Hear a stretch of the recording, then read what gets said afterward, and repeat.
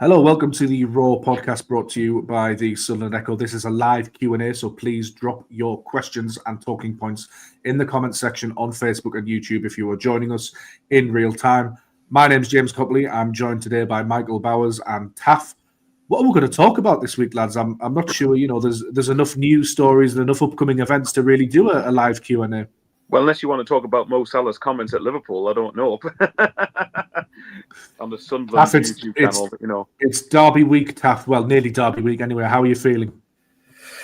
Well, I'm still trying to get over yesterday. It was a long day getting up and down for yesterday. But I am very much looking forward to doing exactly the same next weekend.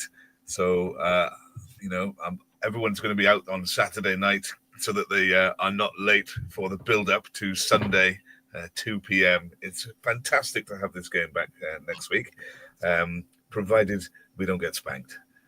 Do either of you have any sort of Derby Day rituals, routines, or quirks? Because I have quite a few that I have to follow. Otherwise, Sunderland, in my head, will definitely get beat. I don't have any, no. Weirdly enough, no one. I'm one of the most superstitious people you'll ever come across in the Sunderland fan community. So, no, surprisingly not. But maybe come next Sunday, I will think of every superstition, or this coming week, I'll think of every superstition in the book. And always say, I don't care about getting anything for Christmas. All I want for Christmas is Sunderland to win next weekend. That's the only thing I want.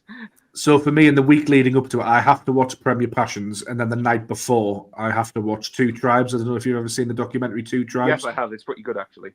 It is. I have to watch those two things. Maybe it's not Sunderland till I die, because that'll take far too long. The first couple of seasons are why would you transport yourself back there? But that's what I do leading up to Derby Day. No, weirdly enough, aren't we supposed to change our manager before the Yes, Derby we win? We missed the trick, Taff. We were supposed to do that after Liverpool. Right. Lose the first game, then beat the Mags. We need Sam Allardyce on speed dial, don't we? And if we could just have a 3-day loan for Fabio Barini from Salford City, because he scored the other day, didn't he? Just get him in just for the Derby. I was going to say we'd have Luke O'Nien trying to wind up Anthony Gordon or something, but that's obviously not going to happen now, is it? No, but mildly interestingly, Luke O'Nien, after his 3-game ban, is back for Man City at home, where he can do it all again.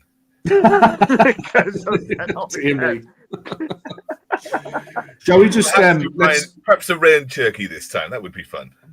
Yeah, just a bit. Let's touch on the Man City game very quickly before we go into the questions. But at Man City are a serious side. I thought, obviously, sort of stating the obvious, but in an attacking sense, I thought they were the best side Sunderland have faced this season. Obviously, there was a couple of moments that went against Sunderland. Xhaka hitting the post. Wilson Isidore probably could have done a little bit better, but it's a good save by Donnarumma.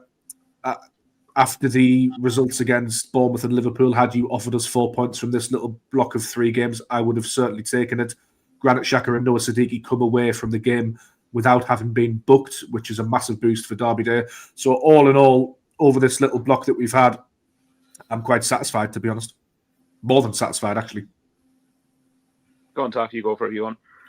Yeah, all right. I agree. If you play Liverpool, Man City and Bournemouth, then you're hoping to get 3 points off Bournemouth, aren't you? And they've been in good form before they came to us. So 4 points out of that was fantastic. You didn't want to go into the Derby losing 3 games in a row, and we haven't. And I don't think anyone's going to be too upset about yesterday.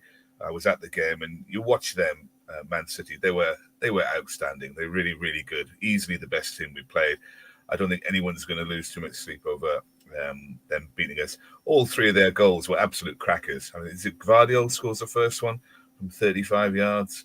No, Diaz the first, Gvardiol the second. Yeah, it's like 35 yards, and you can hit all those. It's like Matty Cash, isn't it? You can hit them several times a game, and if one of them goes in, you count yourself a little bit lucky. So they were fantastic goals. And Cherky's Rabona cross. I don't agree with Pep saying do it all simple. I think you need that kind of excitement and flair. That's what we all love. Players like that don't get to play these days. So fair play to him. Well done. But they were magnificent.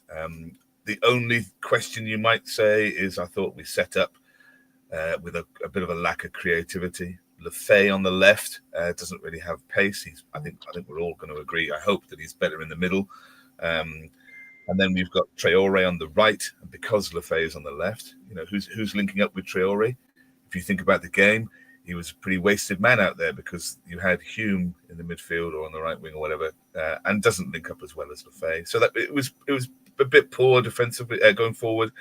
And then you've got Xhaka and Siddiqui who are managing their yellow cards. I don't know if you've noticed, but the last couple of games they've not been diving into tackles. It's been Lefebvre who's been doing that, which is why he stood out because he's not on the yellow card tightrope. Yeah. So we were played a bit within ourselves with the setup and the selection and Xhaka and Siddiqui. But it's gone. They were excellent. I think even if those things weren't there, they still beat us. They're a superb side. And we move on. I was going to say one. Bowers, what do you think? No, Bowers, it's the floor is yours. Yeah, no, I was going to say, I think probably the only thing that kind of disappointed me yesterday was how quickly we let in the second after the first one. I think it would have been good to have stayed at 1-0. And look, if I touch on the goals, the first one, I mean, fair enough. I mean, it's a mixture of a strike from long range, but it also takes a deflection off Ballard. That happens. Fair enough. I thought the second and third goals, I know there's obviously Cherky had a good bit of skill for the third one, but I personally think the second and third goals was awful defensively in the box from Sunderland. But to be fair, that's not as often as what we've seen that this season. I think, like Taff said before on, say, propaganda with Connor or whatever it is, that we generally tend not to get hammered too much because I think the Breeze just won't allow it too often. And I think for goal difference, that's going to be quite good this season. But I think you've just got to hand it to Man City. And what probably didn't help us was the fact that Villa beat Arsenal in the early kickoff because Man City then sensed a chance, didn't they? And fair enough, they took it. That's going to be what it is. I do think the game would have been a bit closer had it not been for the fact that Xhaka and Siddiqui were on that yellow card tightrope with the fact we've got Newcastle coming up next. So I'll be interested to see what happens in the reverse game at the Stadium of Light on New Year's Day. Because at that point, we don't, unless either of them are suspended. Well, sorry, Siddiqui's going to be at AFCON, isn't he? But unless Xhaka's going to be suspended or something like that, then you're not going to have that tightrope with the Newcastle game around the corner unless we get them in the FA Cup again. Please no. But the game on New Year's Day, I think I'd like to hope we'll have a bit more.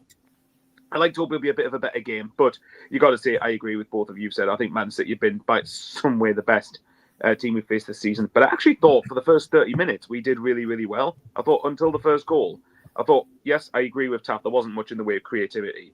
But I felt like restricting Man City-wise, I thought we did superbly, actually.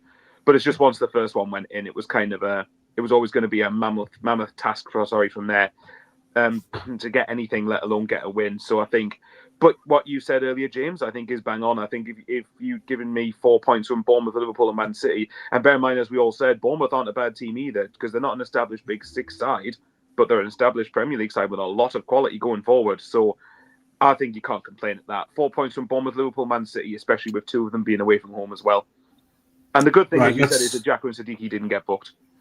No, absolutely. Right, let's tackle some of the comments from YouTube. Welcome to Adam. Welcome to Grindon100. Welcome to Jimmy K. We're going to go to a question from my friend on social media. Under the Light, he says, do the substitutions at Man City send a message to those who didn't get on, specifically Adingra and Mundle over Rigg or Neil? What does it mean for the midfield pecking order? Taff, I did think when Adingra and Mundle were brought on, a penny for Dan Neil's thoughts because he was sat on the bench. Again, I think it's safe to assume that I don't think his chances is necessarily going to come unless there's a big shift in Labrisse's thinking or a sort of horrendous run of injuries and suspensions. He seems to me to have fallen right down the pecking order. Yeah, I saw your tweet yesterday, and it prompted me to give some thought to that. And I think I agree with you. It is hard to see a situation where Dan Neil plays for us, except in absolute need. If Lefebvre is not playing in the middle, and Xhaka and Siddiqui come off, and Dan Neil still doesn't get on as a substitute, then you have to wonder. The only situation that might be different is if we were leading at Man City. But then I don't think Xhaka and Siddiqui come off even on those yellow cards. But if they did, that could be the only reason you see left where Dan Neil gets onto the pitch. So it does look as though his days are numbered, doesn't it? And Labrisse is pretty uncompromising. If you think about the history of his treatment with Adil Al-Shish, he was bought at Lorient. And then when Labrisse became manager shortly after that, He took a look at him, didn't fancy him. That was that. He lasted a year and he was gone.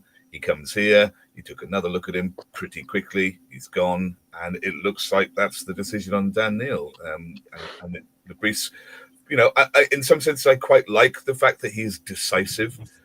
You might not agree with his decisions, but he will very quickly seem to assess players and say, you're good enough for me, you're not. And he sticks to that. And he's got a core of players that he seems to use. He does say the door is always open for everybody, but I'm not sure I've seen evidence of that, and certainly not with Dan. Got to feel a bit sorry for him, I think. I think so. But Bowers, as Taff mentions, to be honest, you can't really argue with these decisions from Lebris, just given how well Sunderland have done. I think you have to place a level of trust in him, regardless of my feelings for Dan Neil. He's a player that I really respect. He's done a lot for us, but you can't argue with Lebris, in my opinion.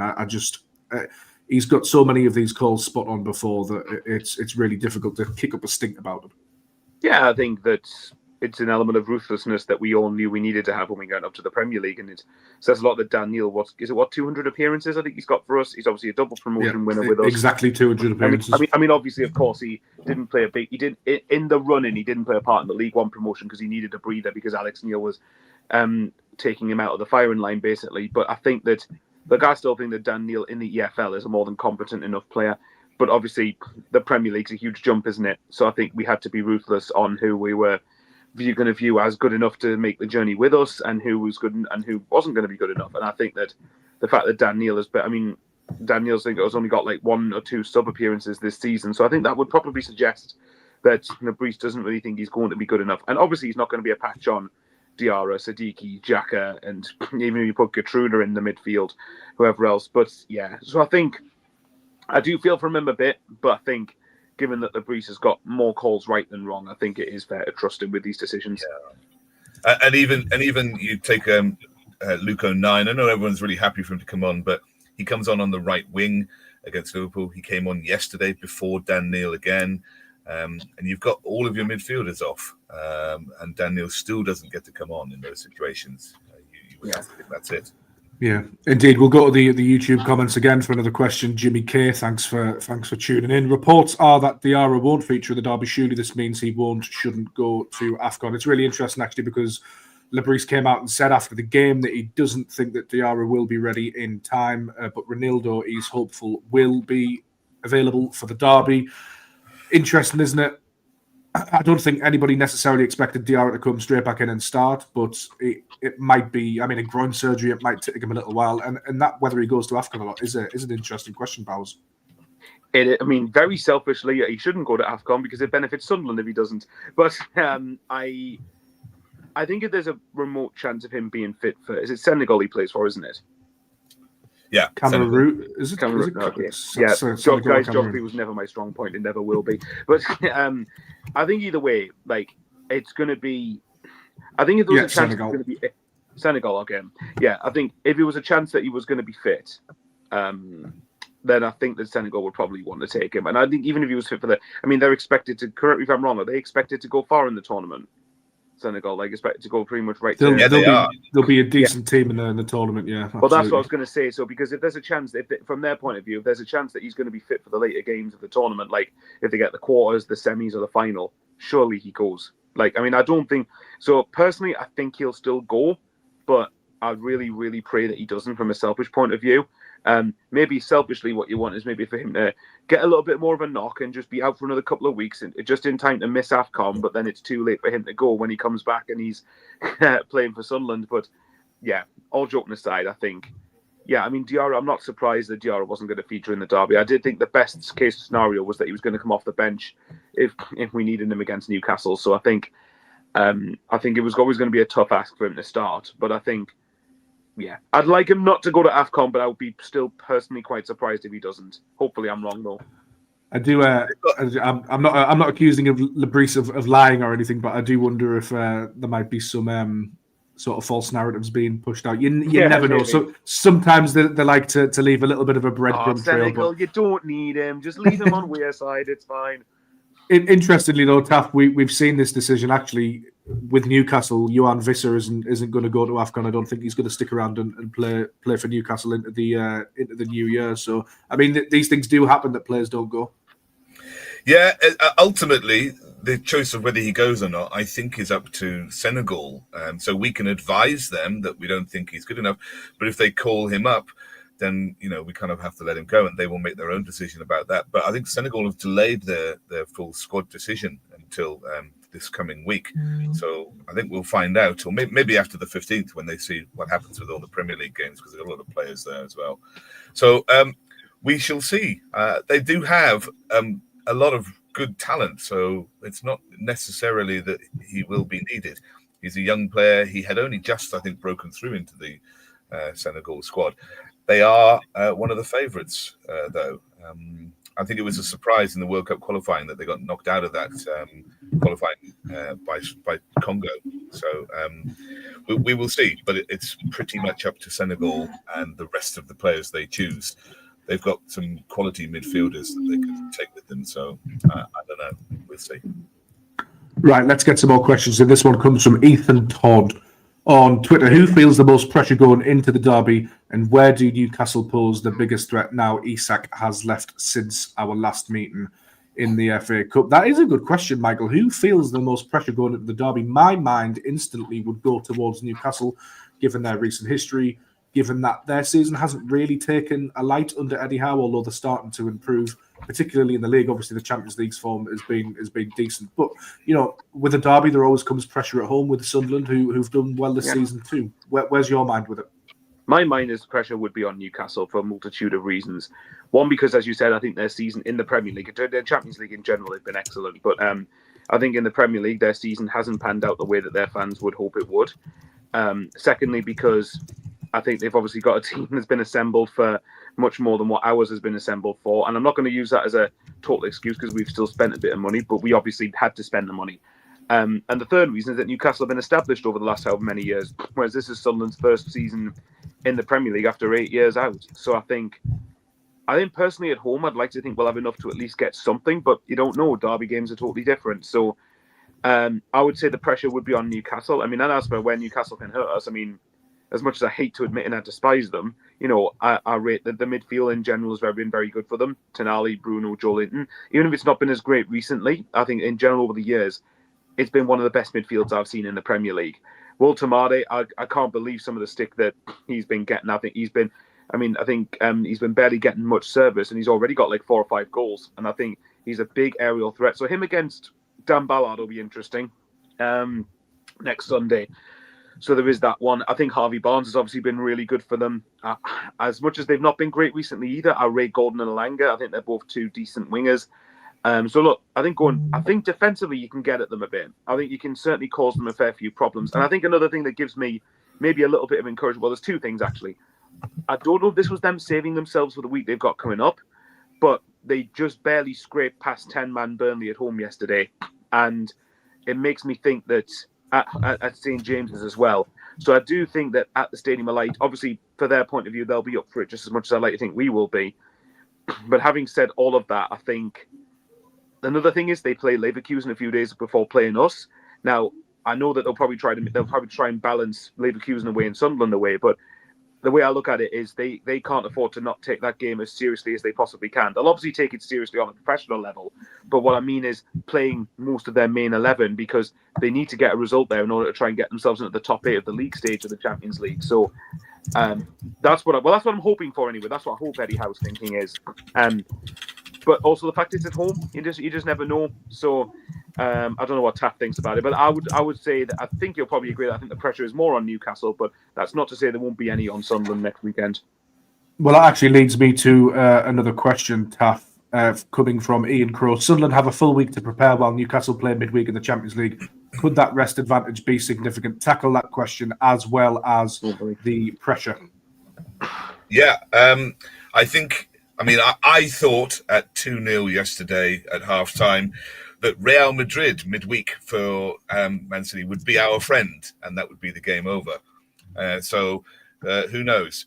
I thought that no one wanted to get injured for playing Real Madrid midweek. They've all done their job, and that would be that. But then we went and had 2 very near chances to pull one back, and I think against Man City, you have to score at least one of those, if not both, if you're going to get anything from games against teams like that. So it didn't help us against them. I'm not sure how much it will help us that they have to play Leverkusen, apart from the fact that they might be tired. What they won't be able to do is train and plan for how they're going to play against us. But if I was them, I would assume that we will play 4 at the back at home. And I think they will have already organised themselves for that. So it'll just be a question of getting through Leverkusen and coming back to us. But they might have the odd injury from Leverkusen. They'll certainly be tired. They need to win that game.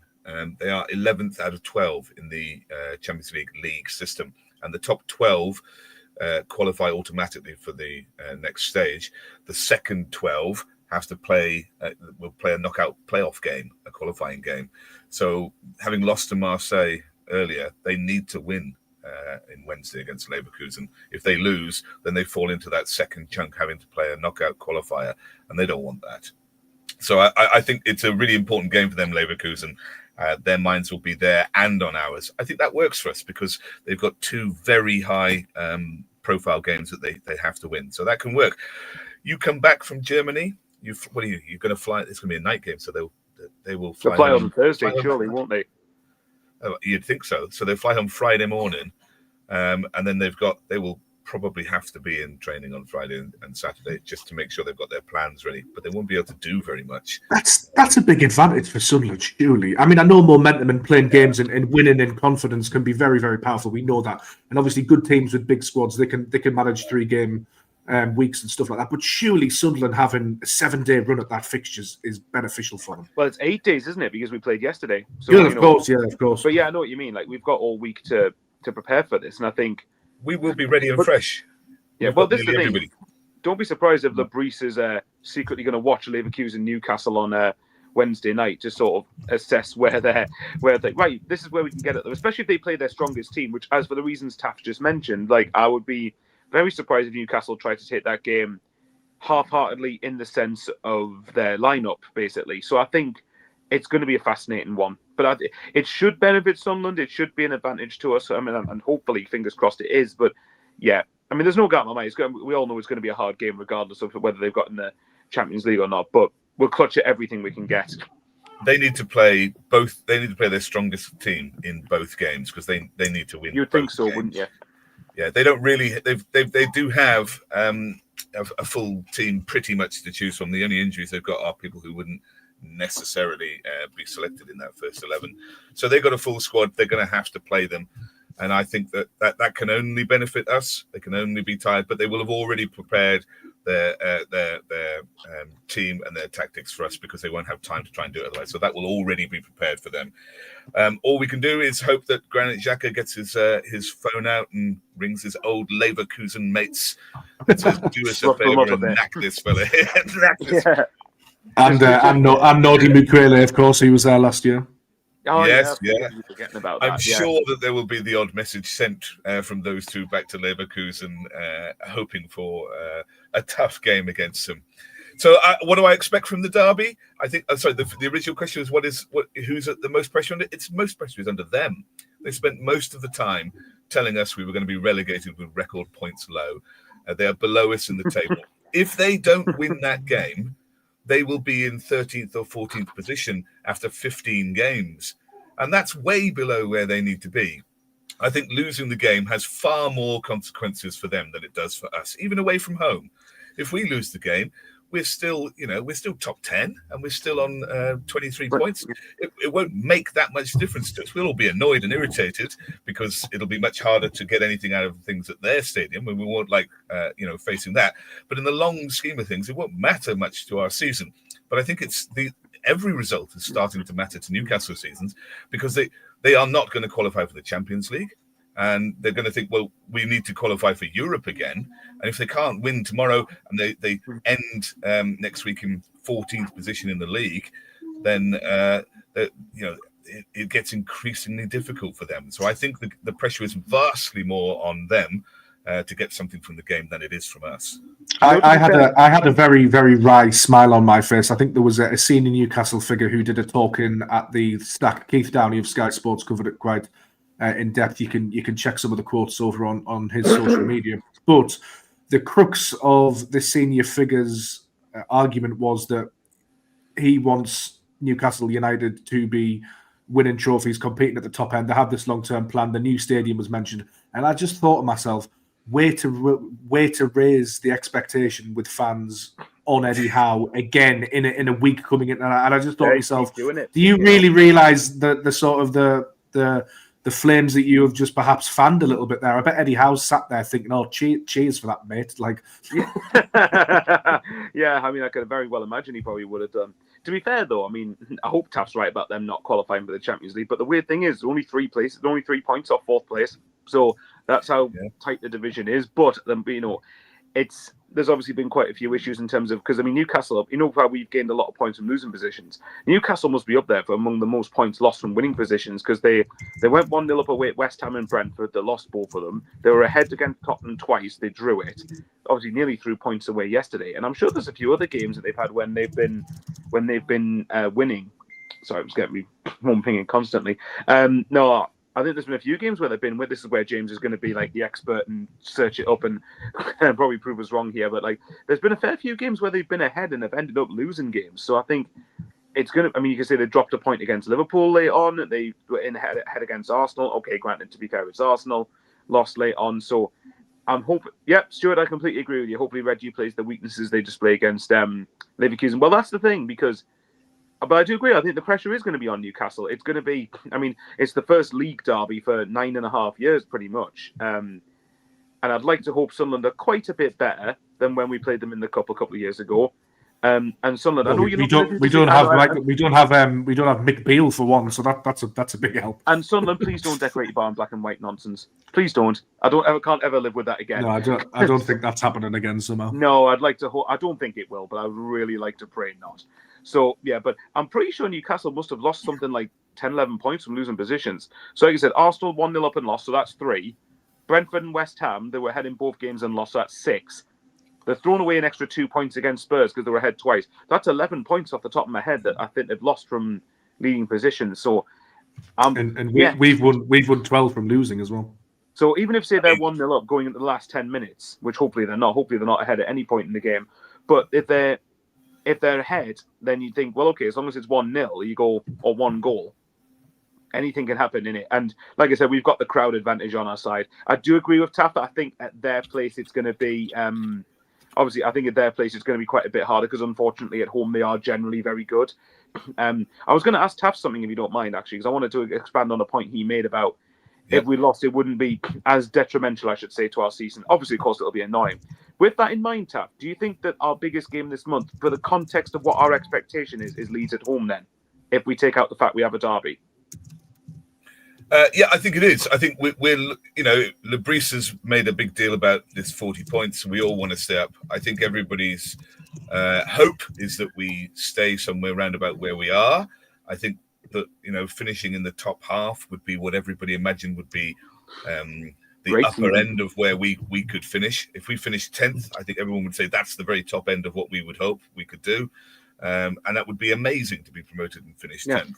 So I think there is an expectation with our fixtures being tough this next month that we might slip down the table a bit, but hopefully not too far.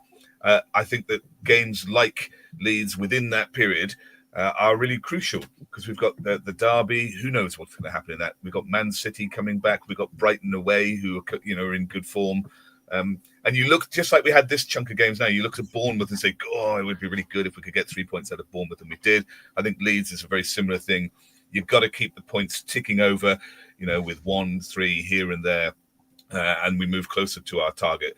So I think it's a really important game. Also, they are starting to get a bit of momentum and a bit of belief about themselves. Now, I hope that they stay up. I would love it if both Leeds and Sunderland stayed up, and perhaps West Ham and Wolves went down. I think that would be great for the Premier League that happened. But I don't want them to come here and get 3 points. I think that would be a bit shaky for us, because it's perfectly possible that we might lose 4 games in a row if we don't beat Leeds. So I think it's really important that we win that game for a multitude of reasons. So yes. Let me run through some comments on YouTube. Stuart Arthur says, context for me, I take a draw. 3 points would have us closer to safety. In a world, I can see us picking up very few points before January. That's the spirit, Stuart. Darren Cole says, can't believe I missed the start of this morning. Well, at least you're here now, Darren. Thanks for joining us. Simon says, it will be interesting to see how many fouls Joe Linton will make before he gets a booking. That's a nice thought, isn't it? Joe Linton versus Granit Xhaka. Who wins that battle? As long as Xhaka wins that battle, I don't mind. Tactically, Taff. Xhaka is clearly going to score his. He's clearly going to score against the Mags, isn't he? He's going to trademark stunner. I mean, he's already like icon status, and he's only played 14 or 13 games. Yeah. Imagine if he scores against Newcastle. Blimey! I guess that's. I made this point before the derby in January a couple of years ago, but I hope that point is emphasised to them, and I think it will be. But if you score in this fixture, you really do become an icon. You think of Fabio Borini, Jermaine Defoe, even players like Billy Jones and Danny Higginbottom, who are fondly remembered because they managed to strike in the derby. Stephen Fletcher got a couple of goals in the derby. It really, really does help push on your Sunderland career.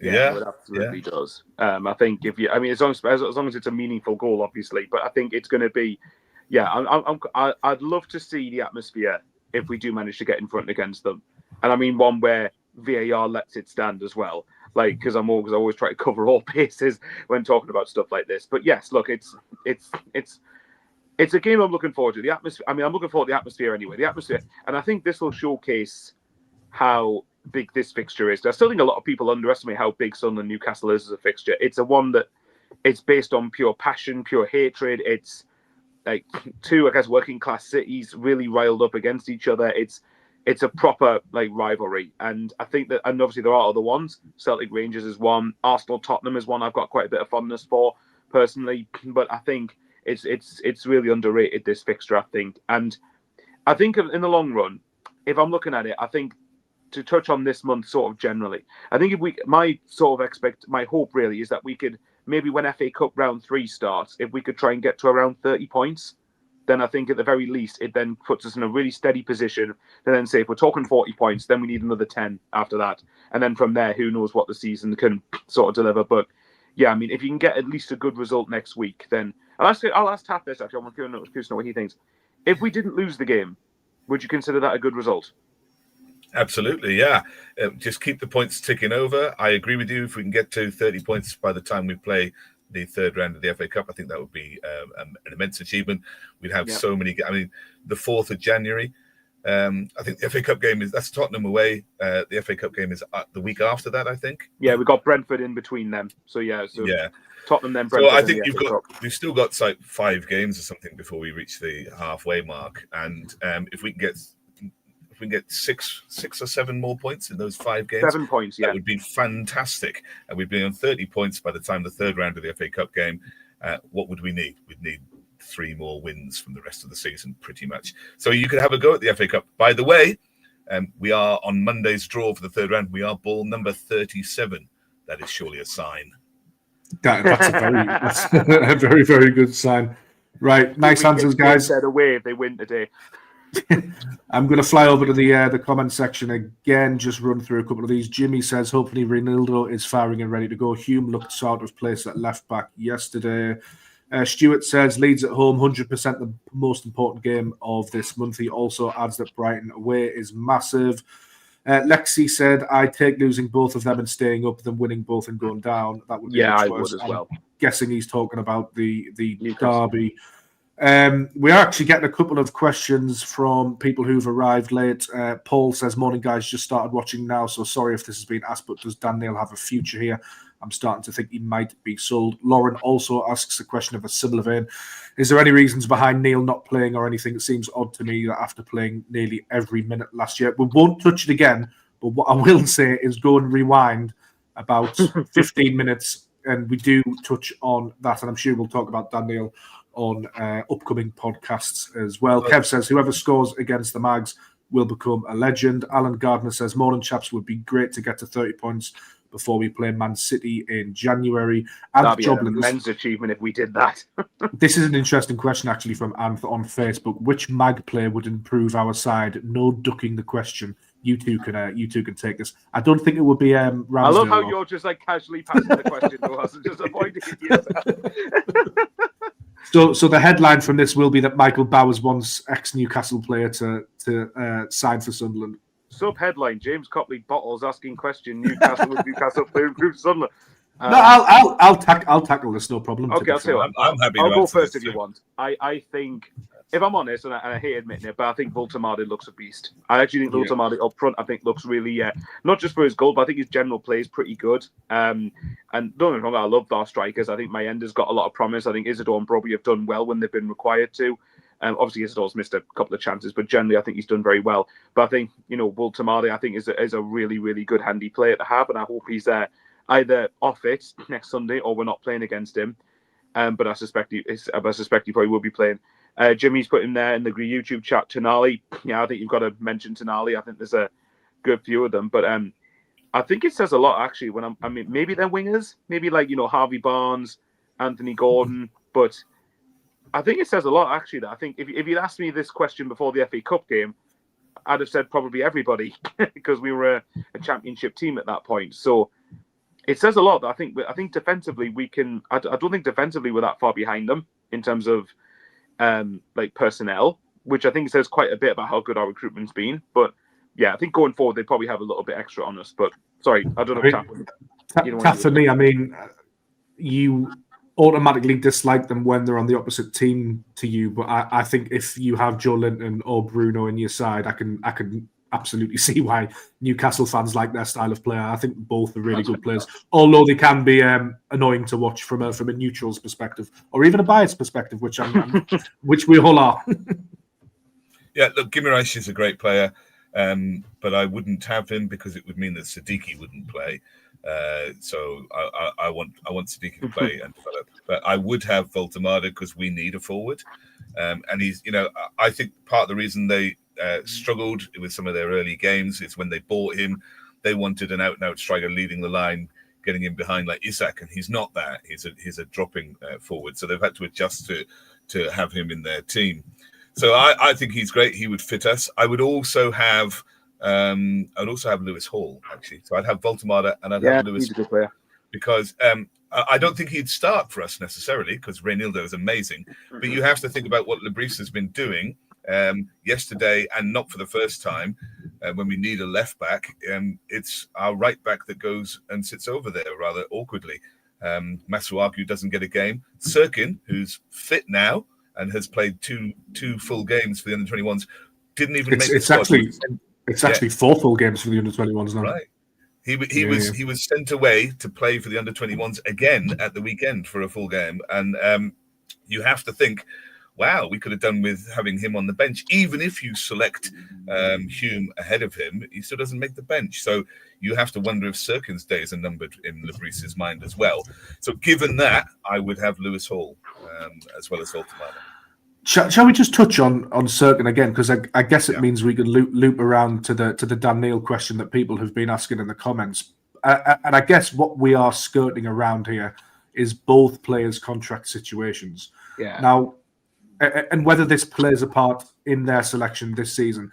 Now, this issue I have multiple thoughts on, because last season we sold Tommy Watson to Brighton controversially, and Sunderland fans weren't happy. He was booed. Lebris made the pragmatic decision to keep him within the group. He wasn't isolated, and he ended up scoring the goal for us at Wembley to get us to the Premier League. Iconic moment. It all worked out very well. Cheers, Tommy Watson. And bagged us a load of money. Yeah, cheers, Tommy Watson. See you later. Thank you. Now, that makes me think that their contract situations, Dan Neil and Dennis Sirkins, wouldn't play a part if Lebris rated them. But then, in the back of my mind, I'm thinking, is it a combination of the both? Is it the contract situation and he just doesn't rate them to play in the Premier League? I find it a very multifaceted issue, and I actually find it really hard to answer, given that we're not at the Academy of Light and we don't know what's going on. It feels to me like we can't rule out that the contracts and the contract situation is playing a part in this. Yeah, I think it's... The thing I find most interesting about this is I would look to see how much game time both of them will get during the AFCON period. if they barely feature across those number of games, that then speaks quite a lot of volumes to me in about how neither of them were fancied to have a longer term future here. And it might be a factor from their side of things, especially on Dan Neil's part, why a contract hasn't been signed, because it could be down to game time. It could be that they want to be playing football regularly. And if that's the case, then I respect that out of them for it immensely. So, yeah, it's a funny one, because I could see a scenario where at least one of them go in January. I think if they're going to leave anyway, part of me wouldn't be against getting some money for them if you can, but bear in mind they're on the last 6 months of their contract, so the best you could get is maybe 1 or 2 million, maybe 3 million at most in the case of Dan Neil. Yeah, and I agree, Simon. Yeah, you make a good point actually. Yeah, saying we're going to use Sirkin when fit, and maybe we need a left back in January. I could maybe see a scenario where Sunderland do aim for someone like that. It could be, and I cast mine back to, I think Taff, tell me if I've misquoted you here, but I believe you said we could maybe possibly go for Lusimi again in January. So that makes me think, could someone like a Mukiele be used more as a fullback in that scenario in the case of Sirkin leaving? So I don't know. It's an interesting one. The contract situations to me suggest that one way or another next season they won't be here either way though.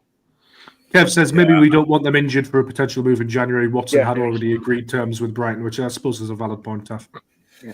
It is, but I mean, you look at the bench yesterday, and we don't have Reinildo playing, and our other two left backs at the club who are fit and ready to play in Masuaku and Sirkin don't even make the bench. And we have a right back who plays left back instead. And when that right back is substituted, Luke 9 replaces him.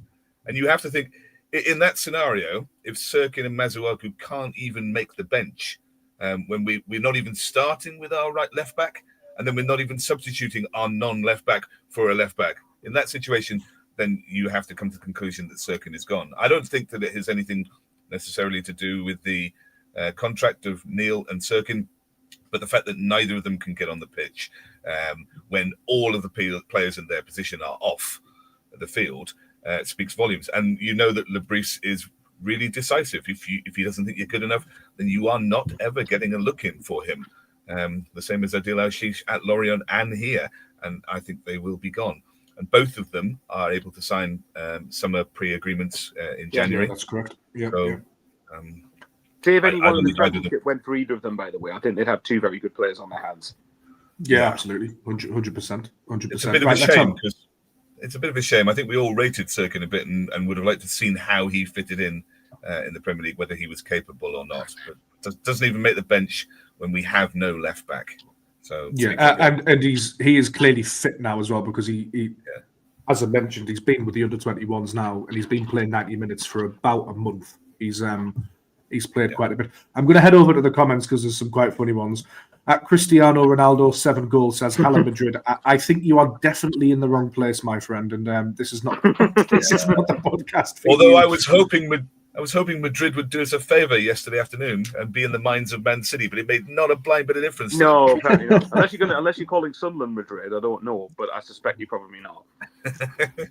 So Lexi says, "I'm looking at the Dennis Sirkin and Daniel situation the same as with Patrick Roberts. They've been amazing servants for us, and it would feel wrong to basically give them new deals, knowing their playtime would be limited." Paul adds, "I guess with Sirkin, the coaching team are just making sure he's fully and match fit for when we lose Reinildo to AFCON." Jimmy says Sirkin has to come in for Reinildo during AFCON. Alan Gardner says we'll probably buy another 4 players in January. Can't see Neil or Sirkin featuring at all. Let's Sirkin is not coming in for Reinildo at AFCON because Sirkin, as you said, James, is fit and didn't even make the bench yesterday when Reinildo wasn't there. So it's just not happening. Interesting. Interesting. Well, yeah.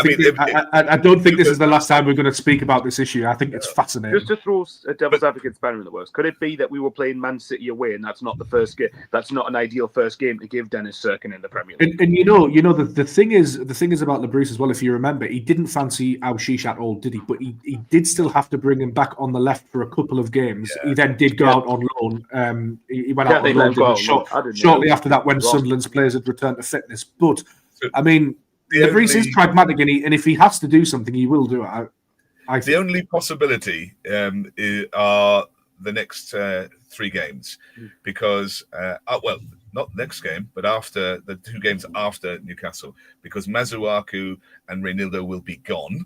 So you don't have a left back if you're not using Circuit. So you play Hume at left back, and Luko 9 can't come on again at left back like he did against Man City because he's now suspended. So you have to think that in Lebris's mind, he will be forced to put Dennis Cirkin on the bench for the Leeds and Man game and the Brighton game, because there won't be anybody else. That's the only scenario where Cirkin makes a bench, because he's used every other option before him. Good question. On Facebook, and the Joblings says, on the flip side, which Sunderland player do you really want to score against the Mags? For me, it would be Xhaka, but like a Trey Hume goal as well, I think would be quite nice. No, I would like a last-minute Dan Ballard winner. Oh, that's a very good shout, actually. Yeah, that is a very good shout. Do you know what? It's an unorthodox shout, really. But it can't happen again. It can't happen again. It can.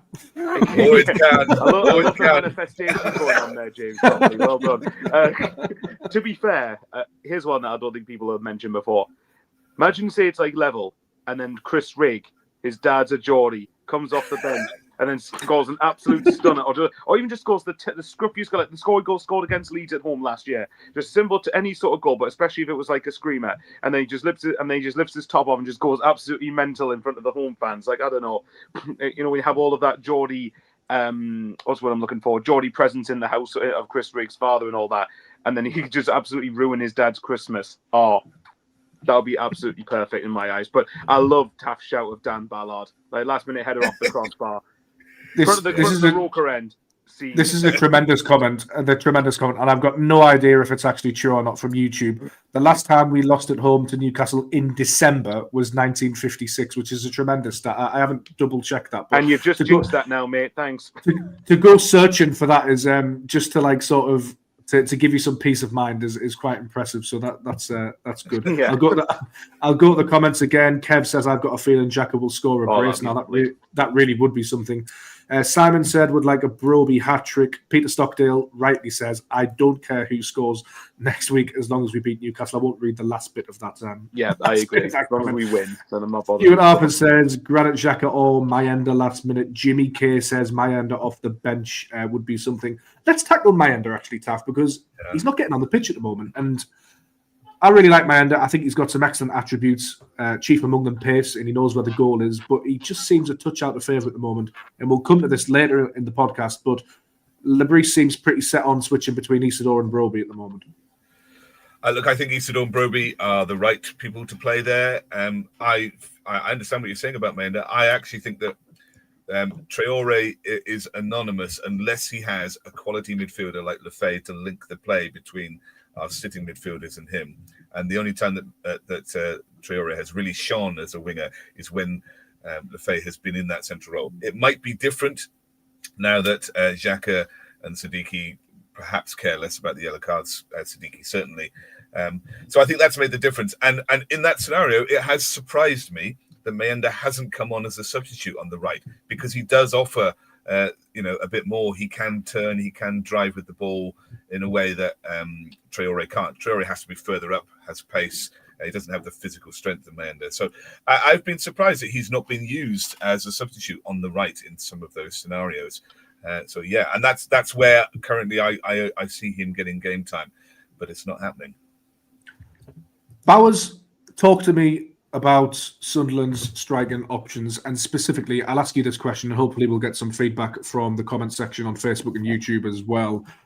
Over the last 3 games, based on those, who are you starting up front at the Stadium of Light against Newcastle United in the derby? Is it Brian Broby or is it Wilson Isidore? Context, obviously, Wilson Isidore's missed a couple of chances recently, so he'll be dying to set that record straight. Yeah. But Brian Broby's looked good. There is a question as to whether he is sort of fully fit and up to speed still. So I think there's a lot of caveats. And to me, in my mind, it feels like a bit of a 50-50 call at the moment for Lebris. I'm glad you gave him that question.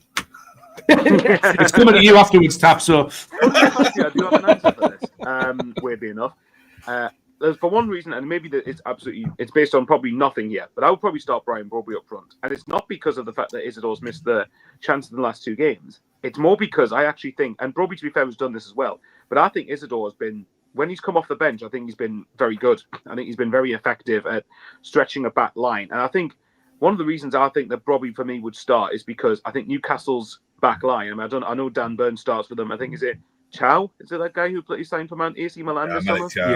Malik Chow, yeah. He's a good player as well, by the way. Yeah, as much as we hate to admit it. But yes, I think as well as geography, pronunciations are not my strong point either. So I'm quite pleased I got that close to being right. But with Chow and Dan Burn, it's physicality and it's athleticism in Chow's case as well. So I think Brobbey would do quite well against that at the start. And I think that Brobbey would, hopefully within reason, rough them up a little bit. And I think that would suit Isidore coming off the bench later on, especially if the game's still in the balance and still tight enough to the point where we could get something. So at least get a point. But I think, yeah, actually for me, I probably would start Brobbey. And I just think the start of it would suit Brobbey a bit. But I think you could generally make a case for Isidore. I wouldn't complain if Isidore started. But if you're asking me who I would go with, it would be Brobbey starting, but with Isidore coming on with a fair amount of time left. See, I'm the opposite. I think I'd start. I really like the idea that Wilson starts and he tires defenders out. I think he could give... Yeah, I could see that. I think he could give Byrne a little bit of a problem in terms of his pace in behind if he got the service. And then I think, for me, Brobbey's looked a bit better coming on and batching people up a little bit, sort of as if to say at the Newcastle defence, well, you've just been run ragged, but now you're going to get battered. But it's tough, isn't it, Taff? Because in the forefront of everybody's mind now are those two chances he's missed over 2 games with Isidore. Strikers miss chances, we know that. Sunderland don't get a lot of chances, so those 2 misses really, really do play heavy on us, don't they? If we're going to get a big chance in this game, we need to take it. Absolutely. 100%. But Taff, you can't avoid this question, so you have to tackle it. Yeah. Good luck, Taff. Look, I think it is the current conundrum for Sunderland fans. I think we're accepting that there is going to be a 60-30 split with them, however they play. Now, Isidore won't come up against Dan Burn because Dan Burn plays at left back, and Isidore mostly loves playing, in a forward left-hand role. So he will be. Sorry to interrupt you, Taff, but hasn't Lewis Hall been playing at left back last couple of games, and Dan Burn been centre half? Or did Eddie Howe revert to Dan Burn left back yesterday? I think yesterday Dan Burn was left back. Okay. Well, ignore me then. I mean, he might do, but I think I hope Dan Burn's left back. Put it that way. In the halves yesterday.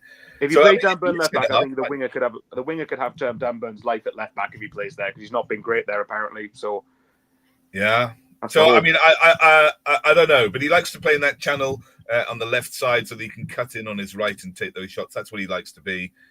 Just like Henry, he wants to be Thierry Henry. So yeah, he likes that. I'm going to side with Michael. I prefer starting with Brobbey and Isidore coming on. If you think about how they have performed, and I don't think it's a question of just one of them, a choice of one of them. And there's another contingent that goes with it. Isidore has scored his goals mostly when he's come on as a substitute when they're tired. And the space for him to get in behind and run. I mean, I think that's the last thing you want to do in the last 20 minutes of a game is have to start sprinting everywhere because this man with pace, with fresh as a daisy comes on. And I prefer it that way. But I don't mind if it goes the other way. But I think the last half an hour of Wilson coming on and sprinting in behind a tired team is more effective. But it isn't just a case of who do you start. I think, although I need to check a bit more clearly, I think that they work as pairs. So you are not going. Lebris is not going to play Isidore and Talby at the same time.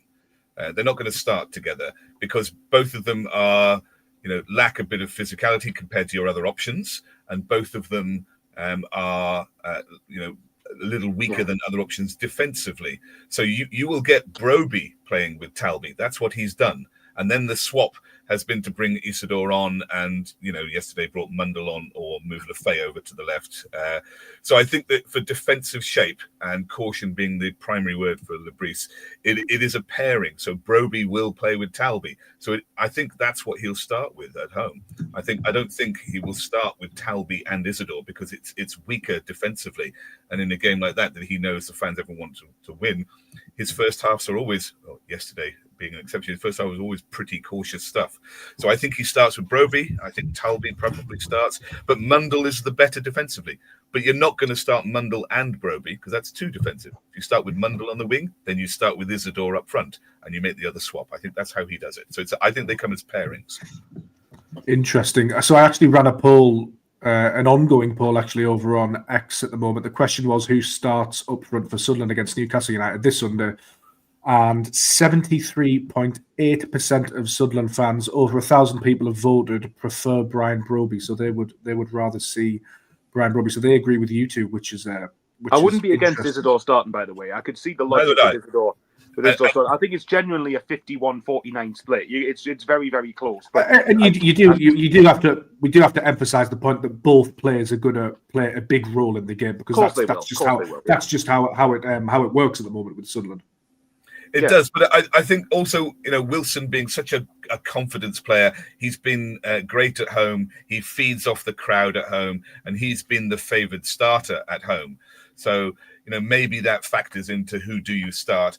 But I think it's, like I said, it's beyond that question. If you want to start Tolby, then you have to start Broby. And I think it works as that as well. Yeah, let's go to the YouTube comments because they are flooding in on this issue. Paul says, I do like the 60-30 split we are doing with Isidore and Broby. Peter Stockdale says, it's time Mayenda started instead of Isidore. Mayenda runs the defenders, whereas Isidore doesn't. Darren Cole says, Broby needs to start. Kev says, Isidore's pace would be a problem for the Mags' slow defence. Lexi says, something to note for the two chances Wilson had. Last year he had similar goals, but he was running in from the left-hand side. These two were in from the right-hand side. Terry Ward says, I feel sorry for Mayenda. Stuart Arthur says, Broby has to start. Isidore comes on for Traore on 55 minutes. Mayenda for Broby on 65 minutes. Another YouTube commenter says, Broby has to start.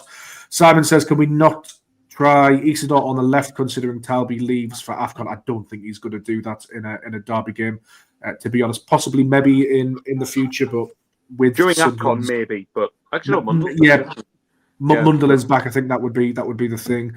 Yeah. Terry again emphasises the point. I feel sorry for Mayenda. He's done nothing wrong, yet he's not getting a look in. Lexi makes the point. It doesn't matter who starts if neither get help or decent service. Jimmy says, Talby to start on the left is pivotal for me. I agree with that, actually. Enzo, Xhaka, and Siddiqui in the middle of a 4-3-3. And Andy says Isidore and Broby will start alternative matches. That might be the way he starts to do it, actually. But I want to go back to started yesterday, so that means Broby starting next weekend. Potentially, yeah. I want to go back to Jimmy's comment, actually, because we're talking about personnel, but we haven't necessarily mentioned formation yet. Now, Labrise has played a 4-3-3. He's played a 5-4-1. He's played a 4-4-1-1 in the past 5 games. We'll throw this to Taff first. Which starting formation are you going with for the derby if you are Labrise? With the caveat that they all are very fluid and he does mix things up. I realise it's a big question. I hope you've prepped for it. He's just inwardly going, curse you, Copley! Why didn't you prep me on this, goddammit? No. I am ready for you, sir. I'm ready. Go on, then. I have thought about this. I personally am not a big fan of the 5 at the back.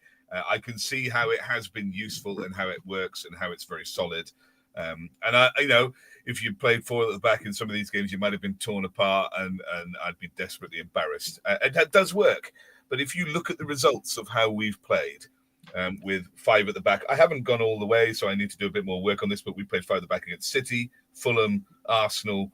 I think we started with a 3-4-3, so a sort of wing-backs for the 5 at the back against Everton, Chelsea. And there will be some other games, I haven't gone back far enough. Our results against those teams, except for Chelsea, not the best. And if you look at where we played 4 at the back, Liverpool, Bournemouth, Wolves, Man United, Forest, Villa, much better performances, I think, Man United, and factor in the fact that we are at home and we have to be on the front foot at home. So I'm not playing 5 at the back. I'm playing 4 at the back. And I'm afraid if Reynaldo is fit, which he will be, then Hume misses out. I don't mind if he comes on a bit like Liverpool on the right wing. I don't mind if he does that. It wasn't him. When he came on at right wing, he came on a right wing. Was it Bournemouth, wasn't it?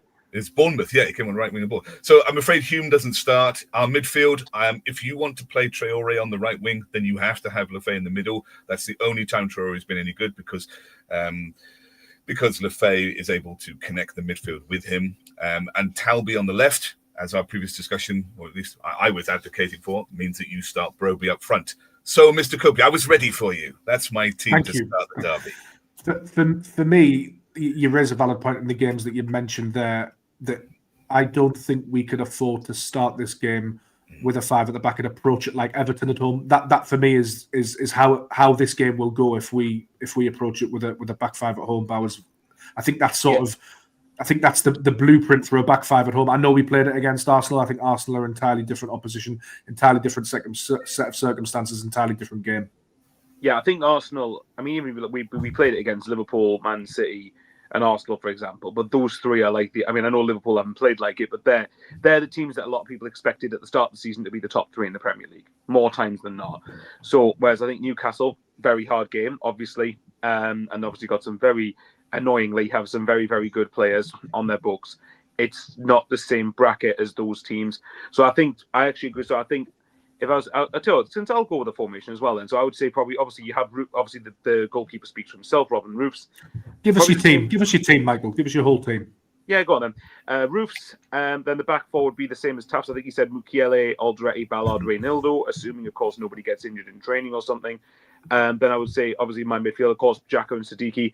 Siddiqui, now you can get your 5th yellow if you want, mate, as long as you put in a good performance. Now we don't mind it because you're going away to AFCON anyway, so it doesn't matter. But after this game, but no, Jacko and Siddiqui, of course, and I think our chances of getting something is quite a bit better with them two playing. So I think Jacko, Siddiqui in there, Lefay in the 10, similar to what he was against Bournemouth, was outstanding and running the show, everything there. And Bournemouth, Newcastle, I don't think there's too much of a difference between them. Maybe Newcastle shade it a bit in terms of quality, but Bournemouth are certainly going forward anyway. Then I would say Talby on the left, because I've been really impressed with his performances when he's been on the left recently.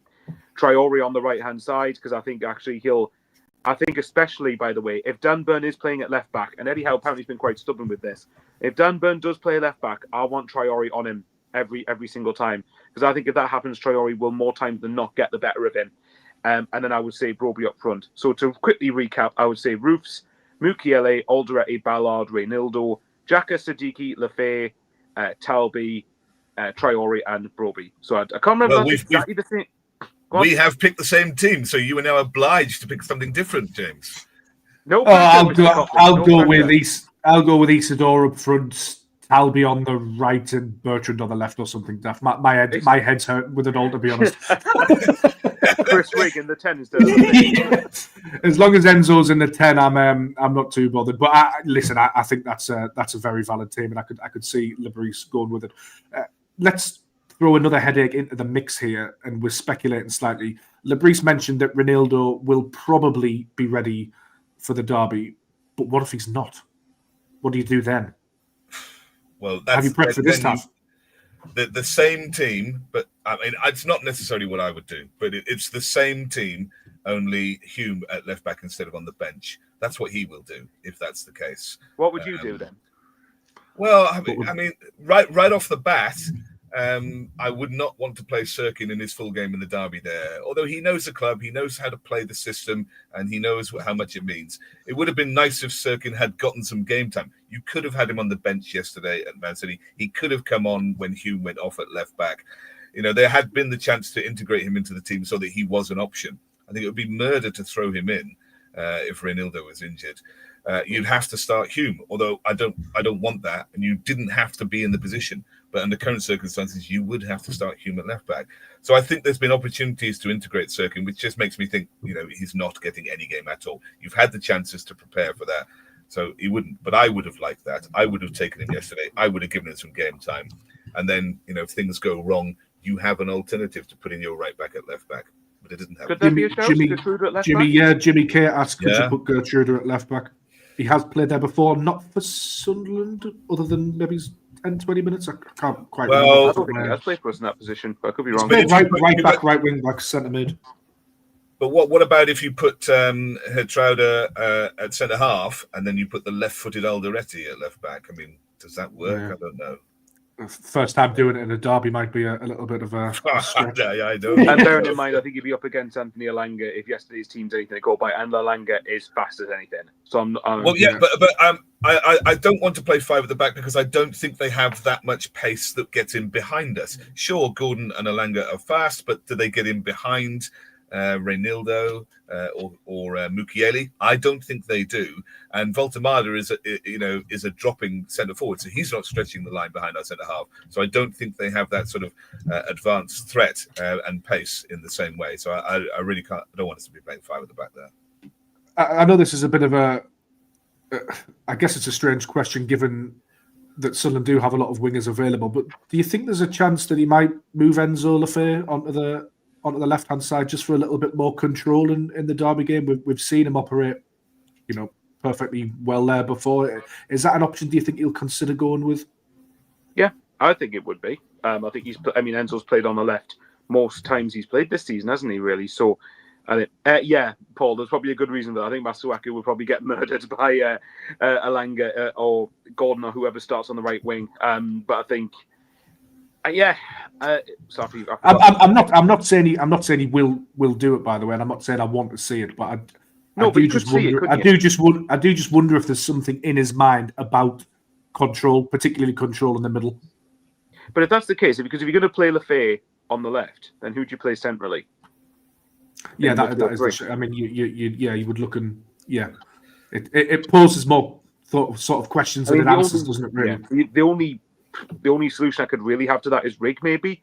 But is that a big aspirant to start in a game of this magnitude? I just can't see it. I mean, he was left off the bench, wasn't he? Then he was back on the bench. That's what I mean. Yeah, I can't see it. And the thing is with Rig, I'm only basing that off 30 minutes against Aston Villa, who I thought he was very good. And he was just unlucky that Reinildo had that hot head moment and got sent off. And he was the casualty of that. But I just wonder, because I'm in the back of my line, I'm thinking with Rig, if you're playing Lefebvre on the left, then Rig's the only option for me. You can play really centrally, unless you have a fluid midfield 3 behind the forward. And then you can just sort of change it up. Or you have a flexible front 3. I don't know. I just feel like, with Rig, it's a funny one, because if, say, he did play in the 10, then on the one hand, I'm thinking it's a lot to ask him to start a game of this magnitude. But on the other hand, he knows how big this fixture is, which could go one way or the other. So, I can see your question, but me personally, I think I'd be more inclined to put Lefebvre centrally than out wide. I think on the Rig thing as well, in terms of like him starting, I think it's very unlikely, isn't it, that he would go down that route. But I do wonder whether, he's still just 18, whether he probably needs protecting from himself. That's what I'm thinking as well. Yeah. I don't think it would do Rig too many favours to start the game. Maybe I'm wrong. Maybe he would be absolutely sublime. But it's a big game for it. And I know he's played a lot of big games in his life, Chris Rig, already, and he's got a lot of experience. But this is a different level of big game, though, isn't it? Yeah, Premier League against Newcastle, I can't say that. Taff, what are your thoughts? I think Lefebvre will be thinking more along your line, to be fair. I don't want to see Lefebvre on the left. Yes, he's a creative player, but when he's in the centre, Traore is the better player. Without him in the centre, Traore can be quite anonymous. I would just go back to Paul Jacques' point further about Masuaku. I actually don't mind Masuaku. I know that he's come in for an awful lot of criticism, but I think he could do a job at left back. Part of his criticism at Man United with his horrible passing and the reputation he comes with from West Ham fans, but he had a Dingret in front of him that day. Yeah, that's a fair point. He had multiple 2-on-1s to deal with and was given the runaround. It wasn't entirely his fault. So I don't mind Masuaku at left back if Reinildo, doesn't play. But once again, he wasn't even on the bench yesterday and he's fit. So I think the decision about him has already been made, sadly. You brought Luke O'Nien on at left back instead of him or Sirkin. So I think, I feel a bit sorry for him. He's not really been given a proper chance. And so I don't mind him at left back. I don't want Lefebvre on the left wing. Like I say, I think you lose Traore in a game if you don't have someone connecting with him. And I can't see anyone else who can do that better than Lefebvre in the middle. But also, Lefebvre just doesn't have pace. And if you want to play against the fullbacks of Newcastle, then you've got Mundle, you've got Talby. Why would you not play them on the left? I think you have to.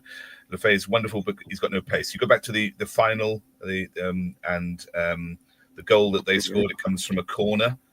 The first goal they scored comes from a corner that Campbell knocked. Is it Tyrese Campbell knocks it, isn't he? It comes from a corner, and they break from a corner. And Lefebvre is simply outrun by Campbell when Heyman knocks the ball through. He doesn't have the pace to get in behind him, and I think we lose Traore on the right. So it's an absolute no for Lefebvre on the left for me. So long story short, James, what's your team? Oh God, I gave you my team is your team, but with Isidore starting and Traore. Oh, okay then. So is Lefebvre starting centrally for you then? Yes, I think Lefebvre's in the 10. I want to see Lefebvre in the 10. I was just throwing that question in terms of where Lebris's mind. Off guard. That's what you were doing. No, not necessarily. To be honest, I've thrown that many curveballs at you that I don't actually have a clue what my team is for the derby. If you're going to start Isidore up front, then are you also keeping Talby on the left, or are you accepting my argument there or not? I think there's definitely merit in your argument, and I think that is the way that it will go. But if it were me, if it were my team, I would quite like to see Talby start. I do like what Traore has brought. I just think I'd like to see us get at them, whether that works or not. I think it has to be a 4-3-3 for me. I would like to see Enzo in the hole. I think Xhaka and Siddiqui can cover the midfield. I think the back four is absolutely spot on. That's the back four that I would like to see. We'll head over to the YouTube comments, actually, because there's been some talk about this. Terry Ward says Serkin has been fit long enough now and has played some reserve games. Surely he's a better option than Hume as left back. Lexi gives her team actually 4-1-4-1. Roofs, Reinildo, Alderete, Ballard, Mukwele, Xhaka just in front, then Talby, Siddiqui, Lefebvre, Traore, then Broby. So that's sort of, I guess, an out of possession lineup. Jimmy says, I loved what he did at Bournemouth when we were winning and he stuck on Hume at right wing. Thought it gave us a really good outlet. Definitely an option if the game is going our way. Changing Crisis says, that's an interesting username. Hopefully that's Newcastle next Sunday. Yeah. Need to start Mundle on the left. He's our best winger. And Stuart Arthur says Mundle on for Talby on 60 minutes. Now, this Mundle question is quite interesting. I don't think he's going to start just because he's working his way back. But I think he's an excellent player. And I think it's easy to forget just how good he was at the beginning of last season. And I think with a run of games injury-free in the Premier League, I think there's an argument to suggest that he could become one of our better wingers, definitely for me. If you think about the game at Bournemouth and the game against Man City, he came on for both of them. And I'm sure that he did, but I cannot remember him giving away a ball in either of those games. So I think he's not only a great player going forward, but I think he's pretty good. He's better than Talby defensively. I think he's a solid prospect. He hasn't looked out of place at all. So it's been really encouraging to see him step into the Premier League for those two substitute appearances. He's offered things going forward, and I don't believe he's given the ball away when he's been on the pitch. And he's much stronger defensively in the set, and he knows how to play the Bristol system. So it's really encouraging. And he's. I mean, I know they came on at the same time, but in my mind, and I think Lebris's as well, he's probably ahead of Adingra. I know that. Probably. I think Adingra they can play on either. They can play on either flank, can't they? But I think Adingra came on and played as a sort of second striker, really, don't they? Yeah, I just think Adingra's sort of. I think, Sunderland. If Sunderland are chasing the game, hopefully not against Newcastle, and he had one sub left, and he had the choice of Adingra or Mundle. I think he's going Mundle every day. I just think Adingra sort of slipped down. I think I probably agree. Yeah. I think as well with Mundle, I think there's like Taff said, or like you said earlier, James. I think the game's coming up in AFCON. This is probably where we're going to see Mundle quite a lot. So it might be that we're trying to protect Mundle to make sure that he's ready for when all the wingers pretty much depart for AFCON, because that's probably when we're going to need him more. But I wouldn't be shocked if he came on with about 30 minutes to go. It just wouldn't surprise. He's got the athleticism, the pace, and I agree with what Taff said. I think I was very impressed with him when he came on against Bournemouth in the 20 minutes that he was on the pitch. I thought he played a really big part in helping us win the game. So, yes, I certainly wouldn't be adverse to the idea of him coming on in the derby. Right, we've gone 1 hour, 15 minutes, and there's a couple of things I want to really, really fly through. Before you do that, we've got Paul Jacques in the comment who made a comment. But I know that he was at the Manchester City and the Liverpool game. So I just want to highlight that dedication there, going to both of those games in 4 days. He's a good guy as well. I travelled with him on the to Coventry a couple of seasons ago when I got bloody left behind in the bus. Anyway, that's a story for CBS. I want to concentrate on 2 points. We're going to whiz through them very, very quickly. I want to go firstly with your predictions for the game on Sunday. Score predictions. What's it going to be? I'm putting you on the spot, Michael Bowers. Purely nothing to do with superstition, because every time I tip us to win, we don't win. So nothing to do with superstition. I'll go a 1-1 draw. If I'm honest, it wouldn't be a bad result either. I think because one from a selfish point of view keeps us above them after the derby, but also like Taff said, I think it keeps going towards the 40-point mark. It's a point closer to it, and I think as long as we beat Leeds at home, I'll be more than content with the point next week. But So thanks for putting me on the spot first. So I would say. I was going to say, is there a prediction in there somewhere? I'll go for us, purely out of superstition, I'll go for us not to win and hope it backfires. 1-1, you say, yeah? Well, I grew up in the days when we always won these games 2-1, and so we will win 2-1. Love it. And we'll move on because I'm avoiding the.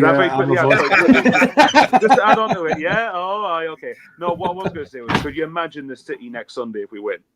Like, be incredible. Just Sunderland afterwards. James is going to be leaving the stadium, and then he's like, right, I need to go into the city and absorb the atmosphere of Sunderland. Have just beaten Newcastle United. I will not do that because I will not return home for 4 days. So I'm going to go straight. Oh, okay. And what about your score prediction then, Mister? I'm going to go with the old handy trusted 2-1 Sunderland. Yeah. Hopefully, either of you are right. Right, Darren Cole says 2-0 Sunderland. Simon says 2-1 Sunderland. Changing Crisis says 3-0. Paul says 2-1 Sunderland. Tony Huntington says, I would go 2-1, but think we lose to Leeds. I'll take that. Jimmy says, I will fly from Australia if we win. We'll be happy to see you. Lexi says 2-1, Barnes will score first, and then Xhaka and Ballard. Being another YouTube user says 1-0 Screamer by Lefebvre or Xhaka. John says 2-2. Gillian says 2-1. So a wide range of scores. Right, the other one that I wanted to get your thoughts on is a combined 11 between Sunderland and Newcastle. Now, I haven't briefed you on this at all or sent it over. So I'm going to quickly run through sort of positionally. We're just going to go with we'll go with a 4-3-3. One of our players versus one of theirs in a set position. Exactly, and if I don't mention a player, feel free to throw them in. So we'll start with goalkeeper Aaron Ramsdale or Robin Roofs. For me, Robin Roofs. Robin Roofs any day. Yeah, I don't mind Ramsdale actually, but Robin Roofs. Robin Roofs for you, Taff? Absolutely, yeah. Right, so we're going to go left back. Dan Burn started for Newcastle against Burnley, and ours would be Ronaldo as the option. Taff first. Dan Burn does not even make Lebris's bench. That is going on TikTok, Facebook, Twitter, everywhere. I'll be ruined if he scores now. Would I be ruined?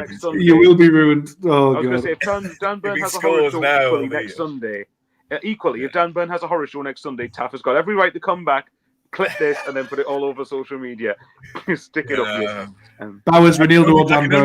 I can only lose from that position, I'm sure. Yeah, pretty much. Well, that's why I'm trying to help you out there. If it was a choice of Ronaldo or Lewis Hall, it's a much tougher question. But I would say out of them two specifically, Ronaldo. Right, okay, we'll go right back next. We have got Node Mukwele. We think we'll play there in a 4-3-3, so we're just going to go with that option for Newcastle. It's Tino Livramento. This is Livramento's good though, isn't he? Yeah, he's very good. He can't do long throws, Mukiele. This is just going to be a Sunderland 11 this second. Oh god! Yes, of course it is. Of course it is. I'm going to be clipped to hell if we lose. I'm going Mukwele. Well, I'll just go Livramento then, just because I'm outvoted anyway. But I think Livramento, but Mukiele is good, but I think Livramento's a different level. Okay, so centre backs, they've got Shah and Thor, whatever he's called. I don't even know how to pronounce his name properly. And we will have Ballard or Alderete. Quickly whiz through those two options. Taff. Well, I'm not playing a sore thigh, so Alderete has been tremendous. He's our best ball playing defender, so you have to have him on the pitch. Otherwise, we can't make those passes. I haven't seen enough of Maniktior, so I don't know, but I'm happy with Alderete. And Big Dan Ballard cannot score a last-minute winner unless he's in my team, so he's above Fabian Saw. Yeah, I'm going with Ballard and Alderete just for the loyalty as well. Yeah, I think I probably would as well. I've already given them Livramento. Just to quickly add, by the way, if Ballard scores next week and gets Sunderland the result, it'll be quite a redemption arc for him, considering he gave away a penalty and scored no goal against these in the Cup. Even though he didn't play badly that game, actually. But, Isaac gave him the runaround that game, and you looked at how he dealt with Isaac against Liverpool, not a sniff, so he's come on leaps. Well, I was going to say he's developed a lot. So that was nearly 2 years ago, wasn't it? So he's developed a lot since then. I like to think so. But yeah, let's go sort of like a midfield three. So we're going to have, obviously, two. Yeah, we'll have two holders and then the 10, or just any way you want to balance it, really. We'll start with... Shall we start with a really tough one? Well, not a really tough one, actually. Joe Linton or Granit Xhaka? Xhaka, just. Taff? Just? You're on the wrong podcast. I do really but yeah, fine, Xhaka. Yeah, I'll put Xhaka in there. Granit Xhaka, the man is he's a captain who will lead that team. So you have to have him there. I can't think of any other player in the midfield who would drive the rest of the team on like him. So it's not just about his abilities, but he's provided our assists. His captain qualities put him above anybody else you'd have put there, I think. Siddiqui or Bruno?